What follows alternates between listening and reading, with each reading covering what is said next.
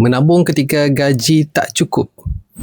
Mulakanlah menabung walaupun gaji tak cukup. Walaupun ikut logiknya, bagaimana nak menabung kalau gaji tak cukup? Hutang pun masih banyak, kos harga barangan pun semakin naik. Tak kisah apa alasan pun, saya tidak ragu-ragu untuk menyarankan sesiapa sahaja untuk mula menabung. Bak kata mentor saya, Tuan Haji Muhammad Zulkifli Syafi'i, nak kaya, kena menabung. Mulakan dulu menabung sebab dari tabungan itulah akan berlaku keajaiban dalam kewangan.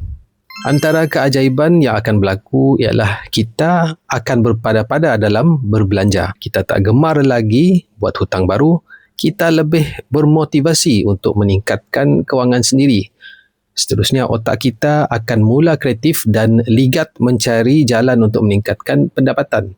Dan kita pun tak lagi sekadar hanya berserah ataupun berputus asa menyalahkan takdir sebelum berusaha sehabis baik. Mulakan tabungan dulu dengan bajet yang kecil. Lepas itu, cari ilmu berkenaan dengan kewangan untuk meningkatkan kewangan diri sendiri. Ambil langkah yang betul, kemudian terus buat perkara yang betul dengan sabar. InsyaAllah satu hari nanti setiap daripada kita ini pasti akan berjaya. Semoga perkongsian saya ini bermanfaat.